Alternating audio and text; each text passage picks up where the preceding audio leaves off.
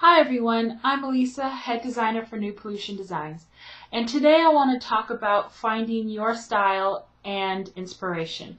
As a designer, I look to many things to find inspiration when I'm making my hats, but I really tend to look in books. Well, museums too, but books. So today I want to focus on books and show you a few of my favorites and just kind of discuss what I get from them and things that you can look through and see if you could get something. So I want to first start off with The Decades of Fashion, Getty Images, and this book has images from the 1900s to about the 1990s. What I like is that they're crisp images, even if the camera doesn't show it, of different decades, different time periods. I'm just choosing at random. But what I like about it is that it shows you hair, makeup, style, snapshots of what people were doing at the time.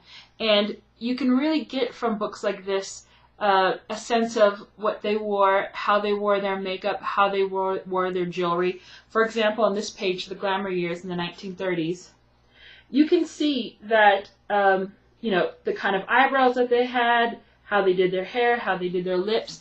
But for me, I'm not going to copy them because I don't want to look like I'm wearing a costume. But I do want to gain and glean inspiration from it. So what I would take from an image like this is I would take maybe how they part their hair. They part their hair deeper on the side, let it come across, and do curls. You can do modern curls, modern waves, and pull back maybe one of the sides or leave it down. And that would be a way to kind of get some 1930s flair and inspiration and look in your own daily wardrobe without having to go out and find the exact clothes, the exact shape, the exact silhouette. And you could still really look like, you could look like you because you'll look modern, but you'll have your own style through your own influences. And with a book like this Decades of Fashion, it has many different decades. So if you don't know where to begin, I would suggest thinking about what stars or movies or music that you like and look at images from there and start with that one. So that's book number 1. For book number 2, I bought this book in London. For those interested, there is a little bookshop on the way to the V&A on the same street that same side that Harrods is on. They sell maps, and on weekends they put out vintage books. And I got the Talkies. Oops, I'm getting a frame. Articles and illustrations from a great fan magazine, 1928 to the 1940s.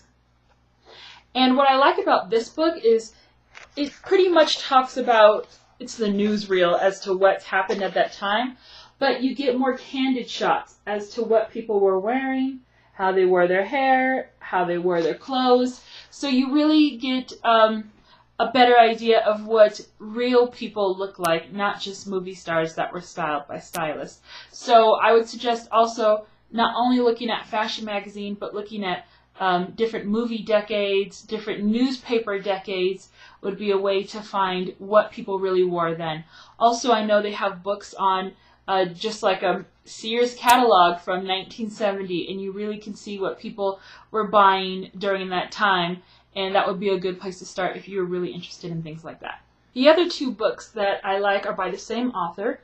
One is the 1950s look, and the other is the 1940s look. And let's see, this is by author Mike Brown, the 1950s look, recreating the fashions of the 50s. And what I like about it is that not only does it give you pictures of the 50s, it gives you catalogs as well, like I was speaking about before. So you can really see, what people wore, what they liked. It talks about fashion, talks about hair, food, patterns. These are kind of shows like the rings and jewelry that they wore. In the 50s they're wearing very petite jewelry. Today I'm rocking like door knocker jewelry because that's my style. But what you can take from books like this are, delicate pieces, chain necklaces that you see, a good place to go if you want to check out some ideas. Especially, it's a little harder now to find things from the 50s and the 60s, but if you like the 80s, thrift stores, charity shops are your best friend. You can find so many things from the 80s there if that's your style. And you can find books like this so that you know kind of the things that you're looking for ahead of time when you go out, the colors you're looking for, the textures you're looking for.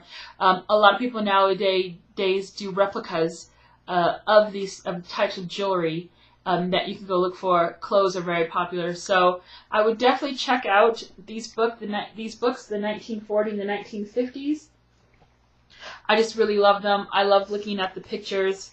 You know, this is a great shoe, which I know that you can find. Oh, if you Google retro shoes or vintage shoes, there's this retro shoe shop in LA that ships all around the world shoes that they have the original mold of shoes like this from the 40s, the 50s, I think maybe the 30s too.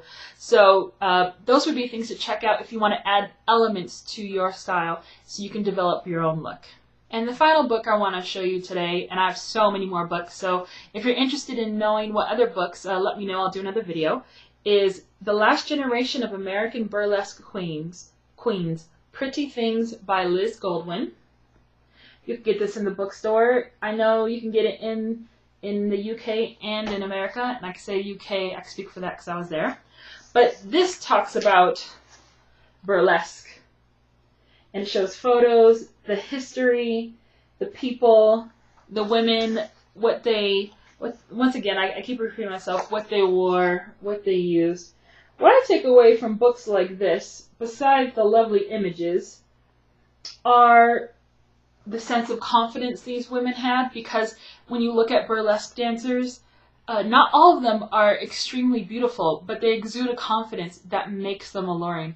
So you take away the idea of confidence. Maybe you take away texture or embellishments that you want to add, hairstyle. Oops, sorry, I think I just moved my camera. You know, for example, you know, I'm not going to go out in public looking like that, nor do I look like this. But what she does have are jewels on her, on the clothing items that she has. So maybe what I would do is, if I really like really big chunky jewels, I would find maybe a brooch or a few brooches. And you could either make your own or find some that have big jewels. And if they don't, I would definitely do a multiple of 3.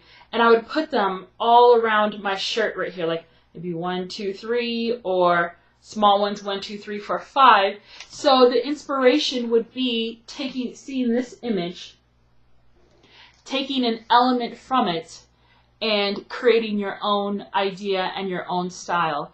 Also, I know it sounds funny, but she had little tassels on her bikini top, and you know, maybe what you want to do is get a tassel necklace, because it's not really appropriate to wear tassels, you know, during the day out in public. So, you know, you want to pick books that you really like, that images, they speak to you. I mean, I have music books, I have jazz books that I just look at for the album cover, because sometimes the colors are what gives me inspiration. Sometimes it's the avant-garde style, it's the inhibition of images that will give me inspiration to move forward, to play with color, to play with smoky eye makeup, to play with hair, and just to have fun. So I hope this was helpful. These are some books that I suggest that you take a look at your library or bookstore.